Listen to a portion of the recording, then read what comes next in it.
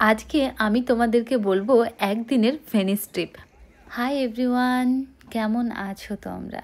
তোমাদেরকে ইতালির আরও একটা ব্লগে স্বাগত। আজকে আমরা আছি ভেনিসে, সেটা তো তোমরা জানোই। আর এখান থেকে আমরা কিন্তু কাটবো ফেরির টিকিট, তাও আবার ডে পাস। শুধুমাত্র কিন্তু আমরা আজকে সারাদিন ফেরিতে ট্রাভেল করতে পারবো। তার জন্য আমাদের পড়েছিল কিন্তু 9 ইউরো করে, দুজনার ওই 18 ইউরো মতো। তো আমাদের হাতে সময় আছে কিন্তু রাত্রি 8টা পর্যন্ত, আর এখন বাজছে কিন্তু 8টা। ঠিক আমরা যেমনটা প্ল্যান করে রেখেছিলাম সেই মতোই আমরা কিন্তু কাজ শুরু করে দিই। আমাদের প্ল্যানে এটাই ছিল যে প্রথম আমরা ওই দুটো ফেমাস আইল্যান্ড ঘুরে আসব, যেটা যেতেই সময় লাগবে কিন্তু 1 ঘন্টার ওপরে। তার জন্য আমরা প্রথম ডে পাস কেটে নিয়েছি, আর আমরা চলে এসেছি যেখান থেকে আমরা ফেরি ধরবো সেই জায়গাটায়। আর দেখেছো এখানে কেমন ট্যাক্সি, এতদিন কিন্তু আমি শুধু রাস্তায় ট্যাক্সি দেখেছি, এই প্রথম কিন্তু জলপথেও ট্যাক্সি দেখেছিলাম, যার জন্য আমার খুব ভালো লেগেছিল। আর সত্যি কথা বলতে এখানকার জলের কালারটা এত সুন্দর, আর বাড়িঘরগুলো এত কালারফুল, আমার তো দারুণই লেগেছে। সত্যি কথা বলতে কোনো কথা হবে না, আমি দেখে শুধু মুগ্ধ ছিলাম। এই সবুজ সমুদ্র দারুণই লেগেছে আমার। বুরানো আর মুরানো এই দুটো আইল্যান্ড কিন্তু পাশাপাশি হলেও মুরানোটা কাছে, বুরানোটা দূরে। তো এখানে কিন্তু অনেক রকমের ফেরি রয়েছে। একটা হলো ঘুরে ঘুরে যায়, যেটা তোমার মুরানোতে যেতেই 45 মিনিটের কাছাকাছি সময় লাগিয়ে দেয়। আর একটা আছে কিন্তু ডাইরেক্ট, যেটা যেতে সময় লাগে কিন্তু 30 মিনিট, মুরানো থেকে আবার বুরানো যেতে কিন্তু 30 মিনিট লাগে। মোদ্দা কথা এটাই, তুমি বুরানো যাওয়ার জন্য প্রথমে তোমাকে মুরানোতে নামতে হবে, নেমে আবার নতুন ফেরি করে কিন্তু বুরানো যেতে হবে। আর এই দুটো আইল্যান্ড কিন্তু খুবই ফেমাস, কারণ এখানকার বাড়িগুলো নাকি কালারফুল। সেটা দেখার জন্য আমি কিন্তু ভীষণ আগ্রহী আছি। আর ওই দূরে দেখেছো ফ্লাইট ল্যান্ড করছে, ওখানেই কিন্তু আছে ভেনিসের এয়ারপোর্ট, যেটা কিন্তু একদমই সমুদ্রের পাশে। তো আমরা চেপেছিলাম কিন্তু প্রথম যেটাতে আমরা ট্রাভেল করছিলাম সেটা কিন্তু অনেকটা ঘুরে ঘুরে আমাদের মুরানো যেতে সময় লেগে গেছিলো প্রায় 45 মিনিটের কাছাকাছি, কারণ ওইটাই প্রথম এসেছে, তারপরের বোটটা অনেক দেরি করে আসছে। তাই আমরা প্রথমে যেটা পেয়েছিলাম সেটা করেই কিন্তু মুরানোর উদ্দেশ্যে রওনা দিয়ে দিই। এখানে রয়েছে ফেরি কিন্তু 0.5 ঘন্টা পর পর, মানে মাথায় রেখো, একটা যদি মিস করো তাহলে তোমাকে কিন্তু আবার 0.5 ঘন্টা ওয়েট করে থাকতে হবে। আর এখন আমরা আছি কিন্তু মুরানোতে, এখানেই আমাদেরকে কিন্তু নামিয়ে দেবে।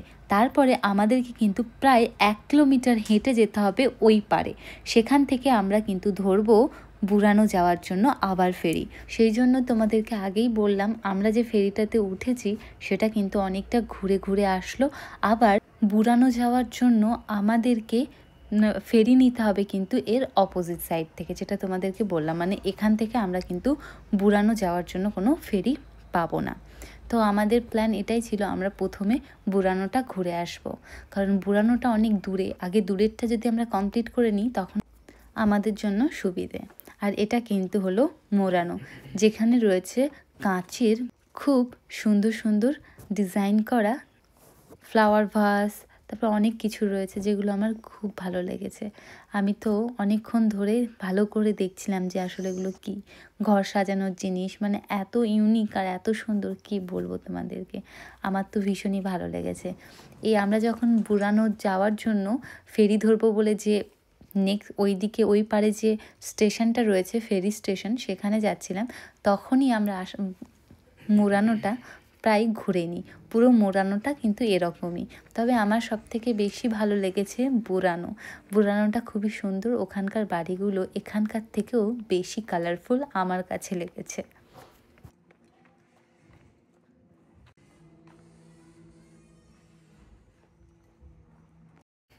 এই যে এই বাড়িটা কিন্তু অনেক পুরনো, দেখো এখানকার ছাদটা পুরো তীরবর্গার। আমাদেরও এরকম একটা কিন্তু ঘর আছে যার ছাদটা কিন্তু তীরবর্গার। আমি যখন বাড়ি যাব তখন তোমাদেরকে কিন্তু আমি অবশ্যই দেখাবো।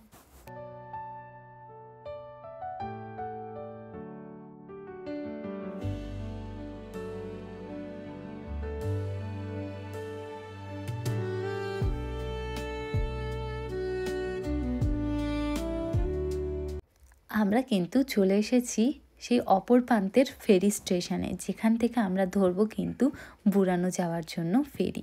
আর এই যে দেখেছো, চলে এসেছে আমাদের ফেরি। এই ফেরিতে করেই আমরা কিন্তু বুড়ানো যাব। ভেনিসে রোমের থেকে কিন্তু গরমটা অনেকটাই কম, তার জন্যই তো আজকে একটু মনে হচ্ছে শান্তিতে ঘুরতে পারবো আর জায়গাগুলো দেখতে পারবো। আর রোমে তো কি গরম, যে কত কষ্ট করে আমরা সব জায়গাগুলো দেখেছি কি আর তোমাদেরকে বলবো। নেহাতি আমার বরের কনফারেন্সটা ইতালিতে জুলাইয়ে পড়েছিল, তাই আমাদেরকে কিন্তু বাধ্যতামূলক আসতে হয়েছিল, নচেত আমরা কিন্তু কোনো দিনই এই জুলাই মাসে ইতালিতে ভিজিট করতাম না।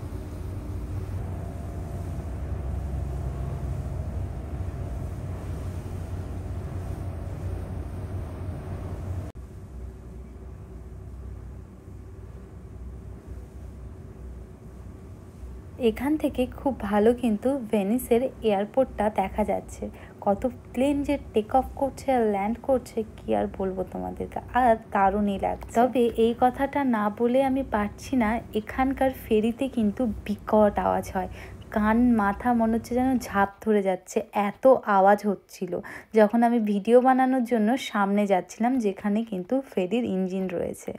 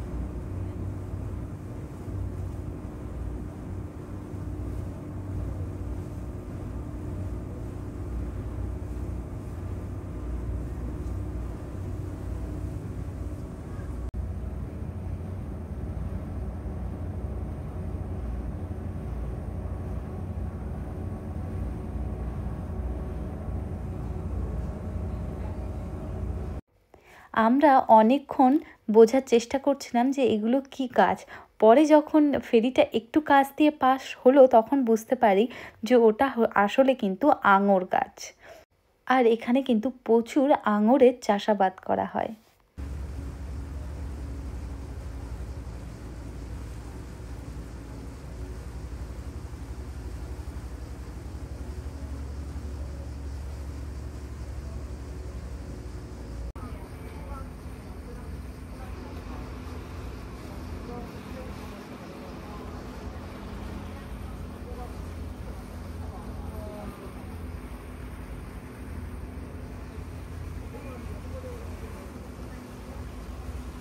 আমরা কিন্তু আর কিছুক্ষণের মধ্যেই বুরানো পৌঁছে যাব।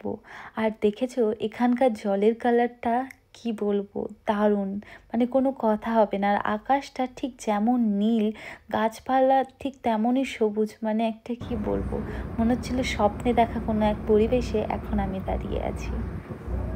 আর সেখানে যদি কিছু বিরক্ত করে থাকে সেটা হলো এই ফেরির শব্দ।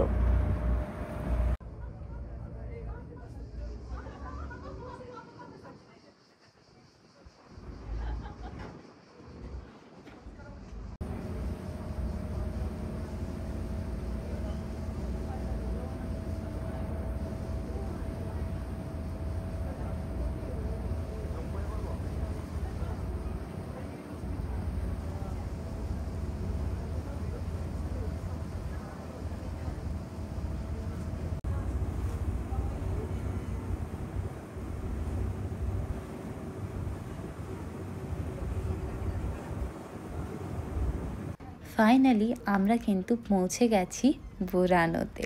লেখায় আছে দেখতেই পাচ্ছ। ভাবো, যে যাত্রাটা 1 ঘন্টায় হতো সেটা আমাদের সময় লাগলো 1 ঘন্টা 30 মিনিট। যে কোনো জায়গায় তুমি প্রথমবার ট্রাভেল করলে এরকম ভুল কিন্তু হয়েই থাকে।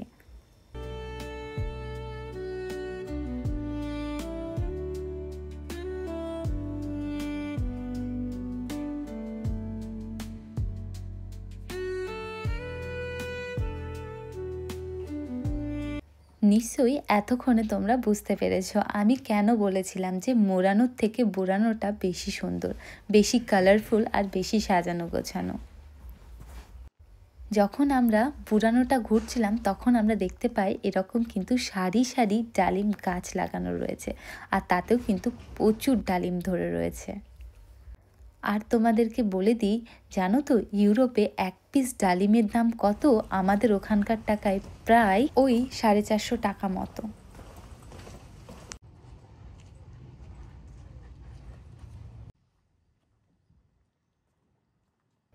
এখানে কত নৌকা কিন্তু বাঁধা রয়েছে। এই নৌকাগুলো এইখানে যারা থাকে তাদের কিন্তু নিজস্ব। এইগুলোতে করে কিন্তু এখানকার মানুষজন মাছ ধরতেও যায়। এবার তোমরা নিশ্চয়ই বুঝতে পেরেছো আমি কেন বলেছিলাম যে মোরানোর থেকেও বুরানোটা বেশি সুন্দর আর কালারফুল। আর এখানকার বাড়িগুলো কিন্তু রীতিমতো কালার করা হয়। আমরা যখন আসছিলাম, মানে ভিতরে যখন ঢুকছিলাম বুরানোর, তখন দেখছিলাম কিছু কিছু বাড়ি কিন্তু নতুন করে রং করা হচ্ছে। আর বুরানোর বাড়ি ঘরগুলো কিন্তু পুরো আমাদের ওখানকার মতো, পুরো বাঙালি স্টাইলের দরজা জানলা। এগুলো তো দোকান, নতুন বাড়ি, কিন্তু পুরনোগুলোর জানলা তারপরে দরজার স্টাইলটা পুরো আমাদের ওখানকার মতোই। আর আমরা যখন পুরো বুরানো আইল্যান্ডটাকে ঘুরছিলাম তার কোথাও কিন্তু আমি কোনো নোংরা দেখতে পাইনি। মানে এতটাই পরিষ্কার পরিচ্ছন্ন করে রাখা হয়েছে। সত্যিই তাই, জায়গা পরিষ্কার পরিচ্ছন্ন থাকলেই তার গুরুত্বটাই আলাদা হয়ে যায়।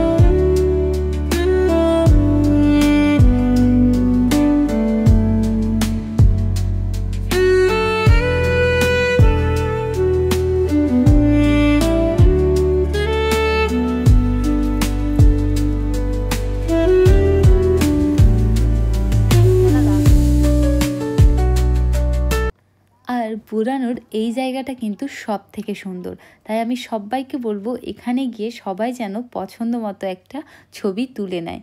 দেখেই বুঝতে পেরেছো জায়গাটা ঠিক কতটা সুন্দর। দুই পাশের বাড়িগুলো ঠিক যেমন কালারফুল, নদীর জলটাও ঠিক তেমন, আর আকাশটাও ঠিক তেমনই নীল। দারুণ লাগছিল। সব মিলে মিশে মনে হচ্ছিল যেন একাকার হয়ে গেছে এই জায়গাতে এসে।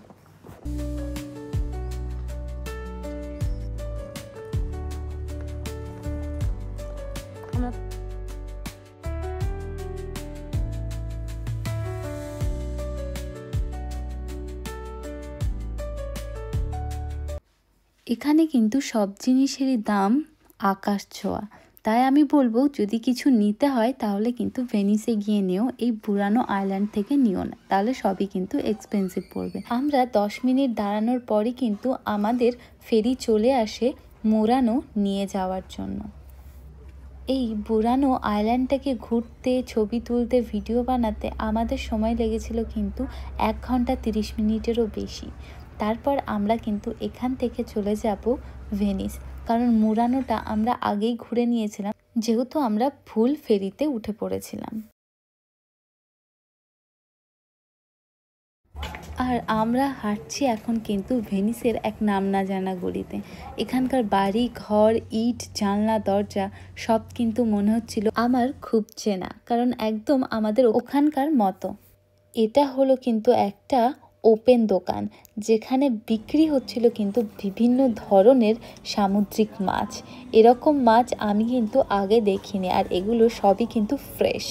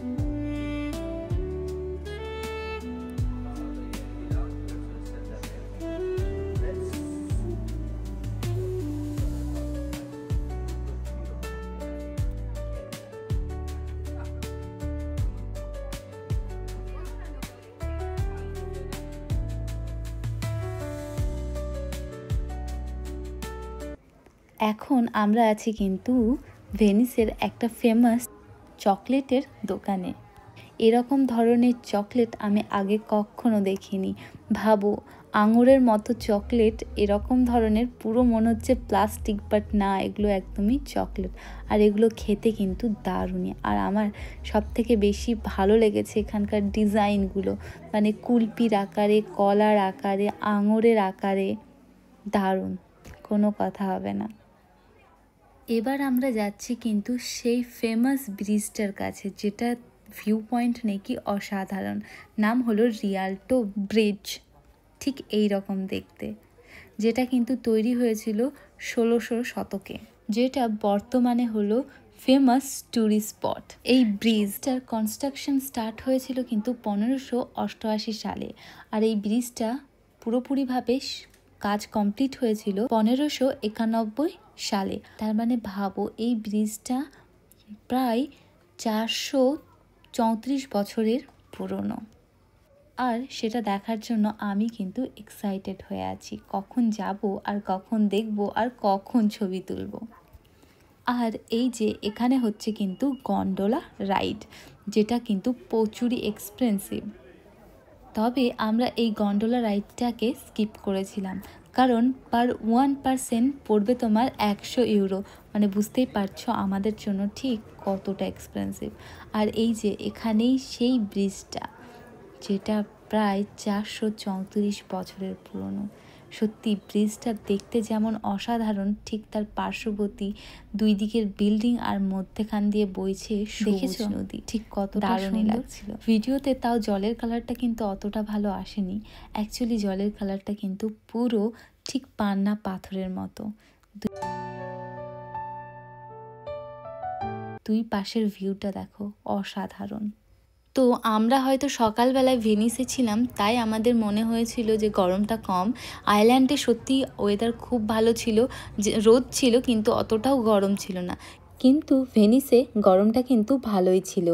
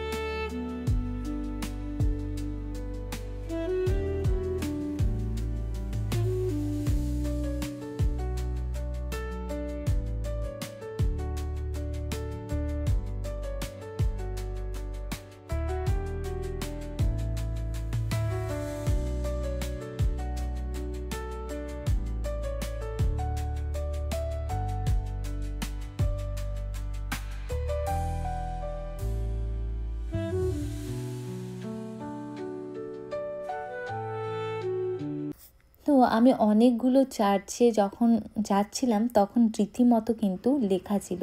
এটা বলা যেতেই পারে ভেনিস তথা ইতালিতে যে কোনো চার্চে ঢুকতে হলে ছেলে মেয়ে দুজনকেই কিন্তু ভালোভাবে জামা কাপড় পরে থাকতে হবে। যেমন হাঁটুর নিচ পর্যন্ত কিন্তু প্যান্ট হোক, মেয়েদের স্কার্ট হোক থাকতে হবে, আর শোল্ডার কিন্তু খোলা থাকলে হবে না। এখানে কিন্তু নিয়মগুলো লেখা রয়েছে।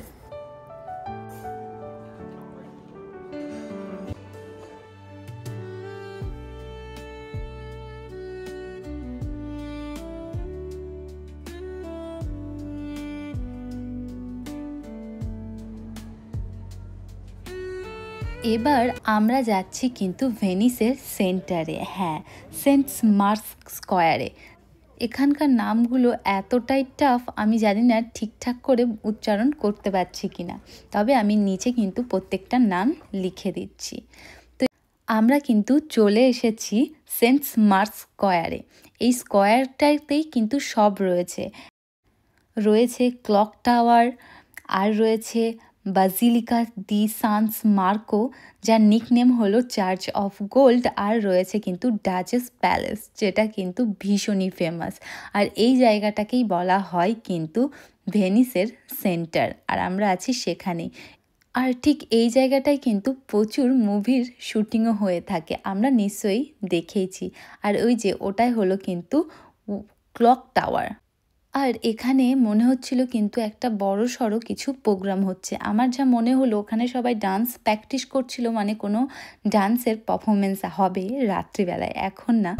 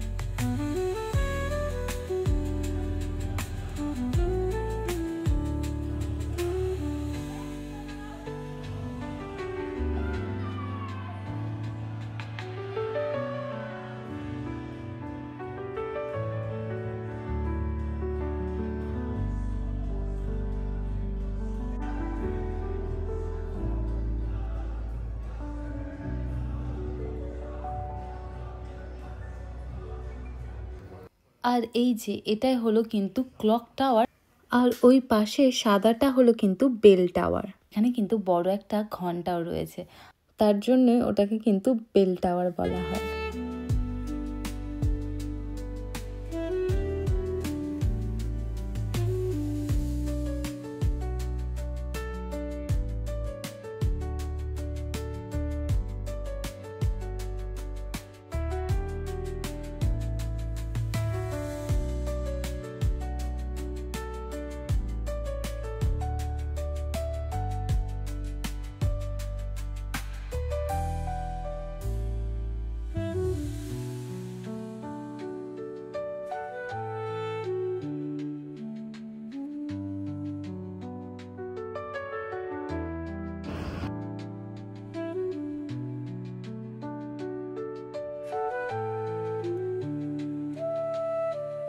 আর এই যে যে সামনে যেটা রয়েছে এটাই হলো কিন্তু বাজিলিকা দি সান্স মার্কো, মানে চার্চ।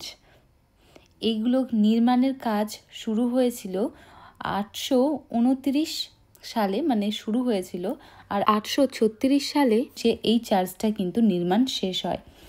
তবে এই চার্চটাকে কিন্তু 1063 সালে আবার নতুন করে কনস্ট্রাকশন করা হয়, যার কাজ চলে কিন্তু 1094 সাল পর্যন্ত। আর ঠিক এর পাশেই রয়েছে কিন্তু ডাচেস প্যালেস, সেটা কিন্তু দারুণই সুন্দর।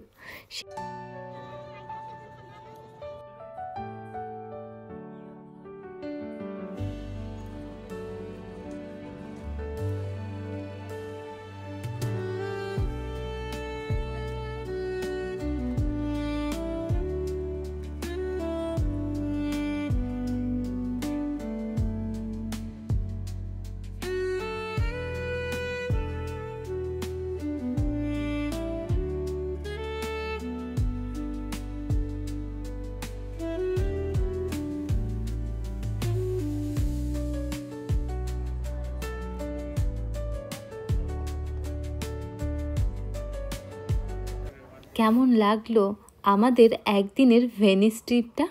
আমরা মোটামুটি যতটা পেরেছি ভেনিসের ফেমাস জায়গাগুলো দেখার চেষ্টা করেছি। হ্যাঁ, জানি যে একদিনে ভেনিস ঘোরা যায় না, তবুও আমরা যতটা পেরেছি কভার করার চেষ্টা করেছি। সেই ফেমাস প্রত্যেকটা জায়গায় গেছি এবং ছবি তুলেছি, সাথে তোমাদেরকেও দেখিয়েছি। তাই যাদের হাতে সময় আছে একদিন ইতালিতে, তারা অ্যাটলিস্ট ভেনিস যেও। জায়গাটা সত্যিই সুন্দর, বলে প্রকাশ করতে পারবো না, ঠিক এতটাই সুন্দর। আমার তো দারুণই লেগেছে। এখনও যারা আমাদের রোম থেকে ভেনিস আসার লাক্সারি ট্রেনের ভিডিওটা দেখোনি, আমি নিচে লিঙ্ক দিয়ে রাখলাম, তাড়াতাড়ি গিয়ে ওই ভিডিওটা দেখে এসো। বিদেশের লাক্সারি ট্রেনগুলো কেমন হয় দেখতে কিন্তু ভুলো না।